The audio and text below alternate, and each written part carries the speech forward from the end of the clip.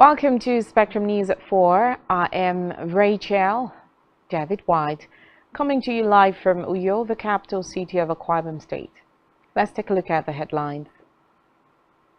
Appeal Court Affair .17 billion naira allocation for the Ukraine war. We'll bring you details of the stories and more.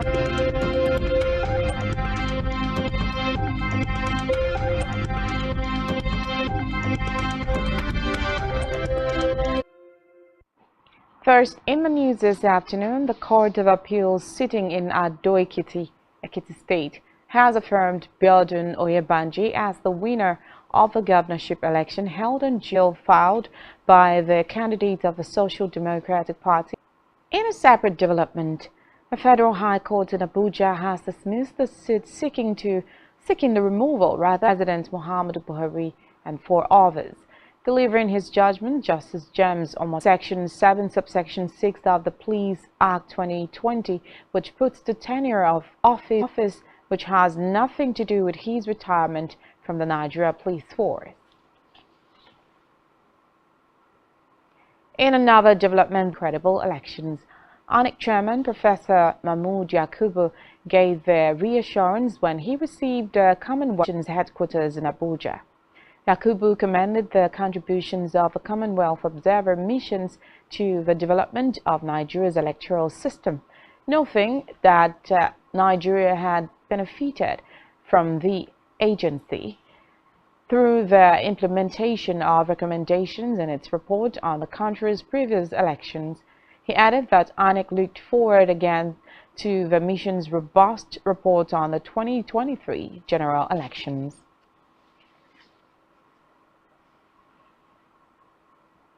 Meanwhile, a total of 146,913 domestic and international observers will be deployed for the 2023 general elections. This 2023 general elections in Abuja today.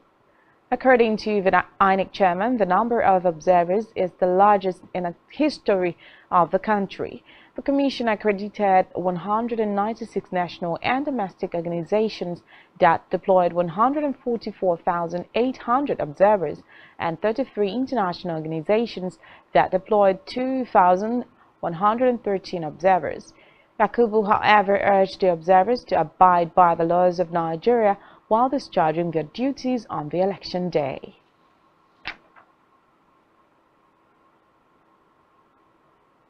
Still on electoral matters, INEC has revealed that a total of 1,577,301 polling unit agents would take part in the 2023 elections.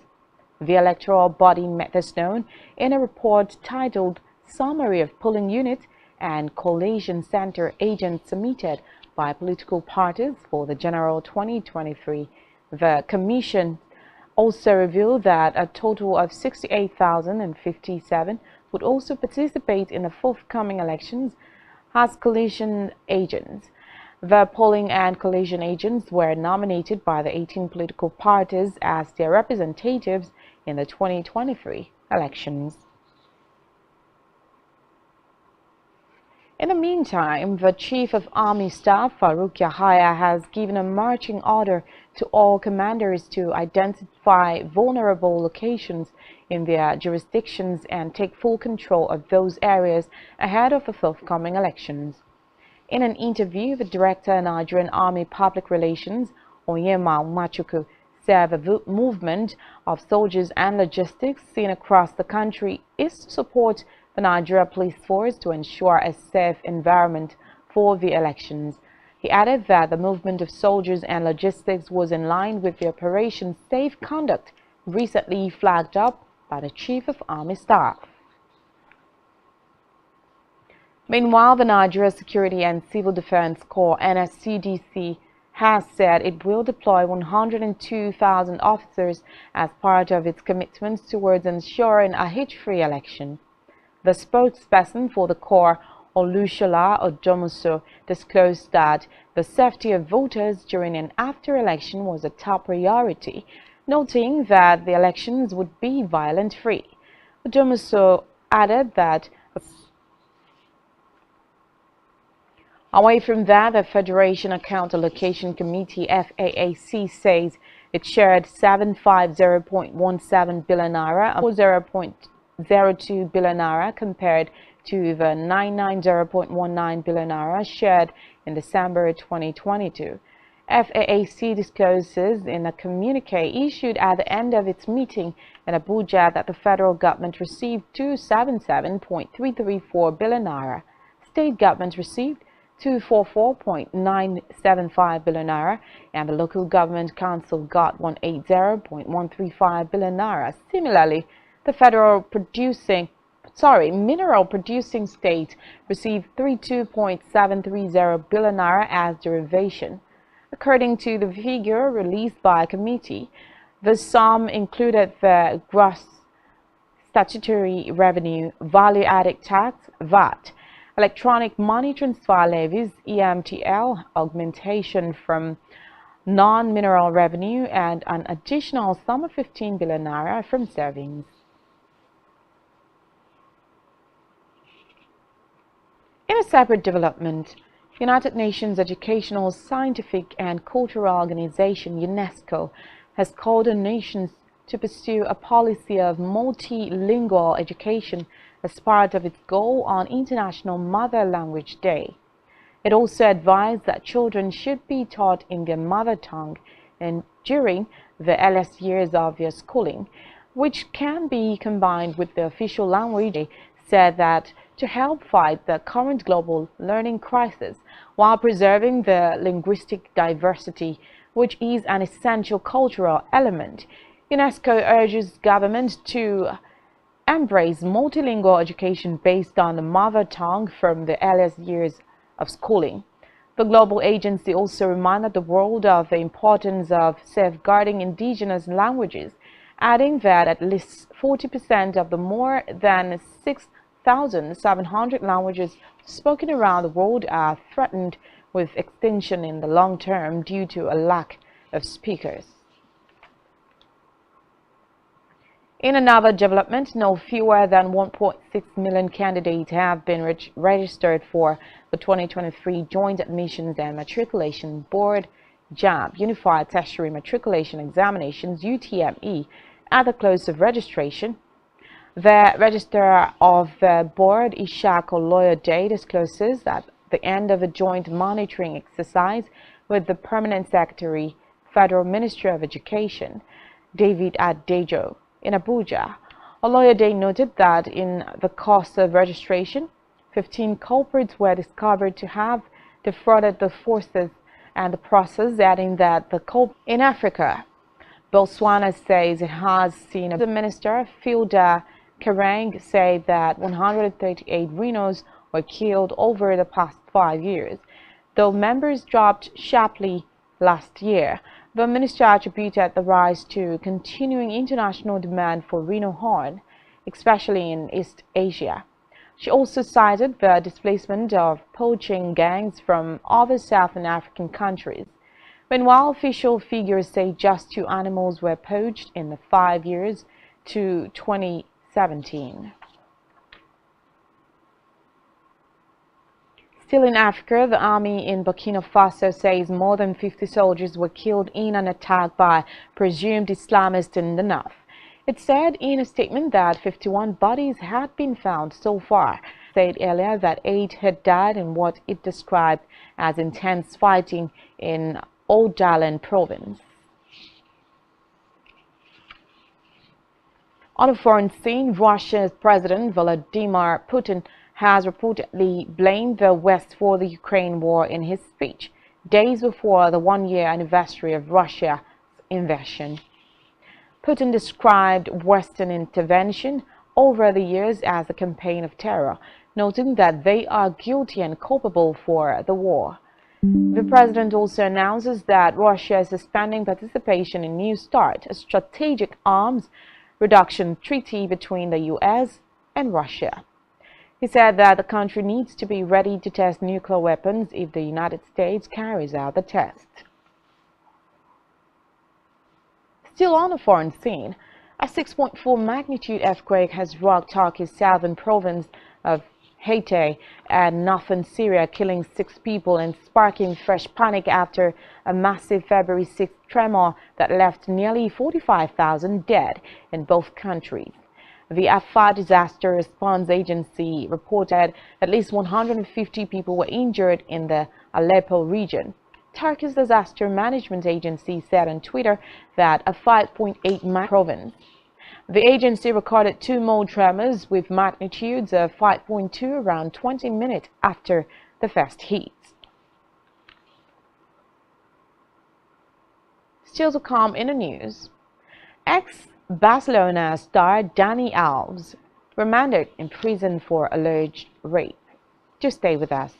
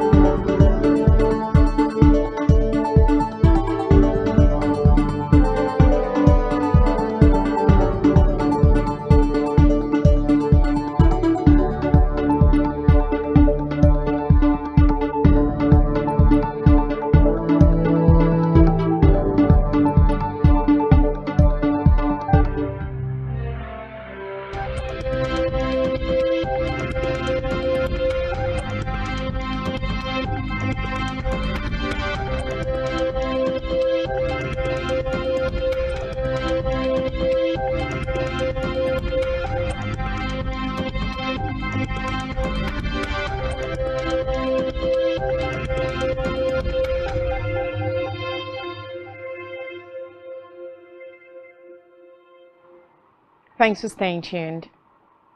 On our business news, the International Monetary Fund (IMF) has said that the index weight and baskets deployed by the National Bureau of Statistics (NBS) for the monthly consumer price index are extremely outdated. It noted that what NBS presents does not provide a true representative of expenditures patterns. This was according to the latest IMF report and statements by the Executive Director for Nigeria. In the report, the IMF stressed that the need for the NBS to use new weights from the 2018 National Household Living Standards rather than from the 2003-2004 National Consumer Expenditure Survey. It warned that outdated weights can lead to bias in the index presented by the NBS.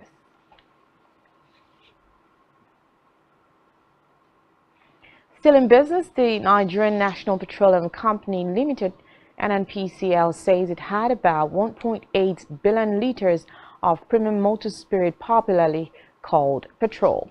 That would be enough from mid-February to March 2023. It said this was part of concerted efforts put in place to sustain the supply of petroleum products across the country in order to forestall the re-emergence of queues in Nigeria. Meanwhile, reports say oil marketers had told newsmen in Lagos that NNPCL depot that feed private depots across the country ran out of supplies over the weekend, following the mopping up of available supplies by oil marketers. In health, a new study has suggested that people who drank 2 or more cups of coffee per day had significantly lower systolic blood pressure than those who did not. The study, which was published in NPDI open access journals, also found a link between drinking more cups and lower peripheral pulse pressure (PP), among other blood pressure measurements.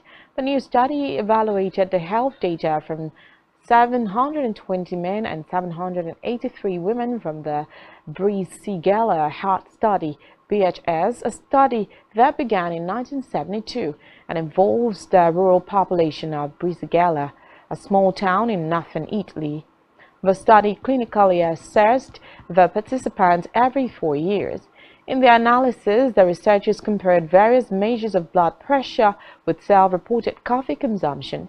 At the end of the clinical trial, the researchers discovered that those who drank 2 cups of coffee per day or more than 3 cups had significantly lower systolic blood pressure than non-coffee drinkers. The researchers, led by Professor Arrigo Cicero of the University of Bologna in Italy, noted that while caffeine may raise blood pressure, the number of bioactive substances in coffee appears to balance this effect, resulting in a final neutral to positive effect on blood pressure.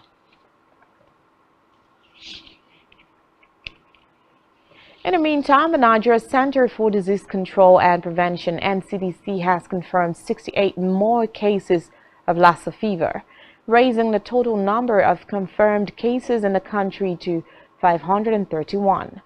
The NCDC, in its Lassa fever situation report for week 6, revealed that the disease killed 15 persons in 1 week, as the death toll rose to 85 from January to February 12, 2023. According to report, the number of suspected cases increased compared to 1,631, while the suspected for week 6 in 2023 are 2,244. According to the agency, sport Real Madrid will be playing against Liverpool in UEFA Champions League tonight. A Dutch professional footballer, Cody Gakpo, says Liverpool's games against Real Madrid in Liverpool's last 2 games as the Reds picked up back-to-back wins. Meanwhile, fans have described the game between the two clubs as a fascinating encounter, as neither side have had a particularly solid season. Allegedly raping a woman, as he is considered a high-flight risk. The courts believe taking the 39. If he were to return to Brazil, his homeland, the court believe he would not be handed over to Spain, as a South American country does not usually extradite its citizens. Meanwhile, the public prosecutor's office opposed his release. On January 2nd, a young woman alleged that elves had raped her in a bathroom of a nightclub in Barcelona at the end of December. And on entertainment, MultiChoice has announced the commencement of preparations towards the 9th edition of the African Magic Viewers' Choice Award, AMVCA. With a call for entries, Dr. Busola Tejumola, head of content and West Africa Channel's MultiChoice, had the announcement in a statement in Lagos. Tejumola called all African filmmakers to submit their movies and films publicly exhibited or broadcast between December 1st, 2021 and January 31st, 2023 for the 2023 edition of the awards. According to how the entry portal opens on February 20th and closes on March 10th. In the meantime, Joseph Fiennes is to play England men's football manager Gareth Southgate in a new play about the pressure of penalties at the National Theatre. Writer James Graham said Dear England would highlight the gentle revolution in the team's culture under Southgate. Reports say it is inspired by Southgate's journey since his infamous penalty miss for England in 1996, and how he has fed into changing notions of masculinity. And that's all we have for you at this time. Do ensure to follow us on social media and subscribe to our YouTube channel, all of which you can find on our website spectrumtv.ng. You have been watching Spectrum News at 4. I am Rachel David White. Enjoy the rest of your day.